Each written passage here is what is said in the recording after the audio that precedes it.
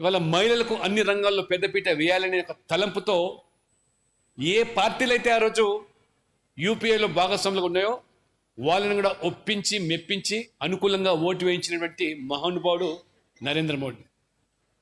ఏ ఒక్క పార్టీ వ్యతిరేకం చేయకుండా అందరి మద్దతు కడుక్కొని ఇది దట్ ఈస్ వాట్ మోడీ. అందుకని మోదీ హై తో ముమ్కిన్ హై అంటాం. 370 ఆర్టికల్ రద్దు చేస్తే రక్తం ఏరులై పారుతుందని చెప్పారు. ఒక్క చుక్క రక్తం కూడా మరి కాశ్మీర్లో పారకుండా ఇప్పుడు అభివృద్ధితో వేగంగా పుంజుకుంటున్నటువంటి ఇవాళ ప్రపంచంలోనే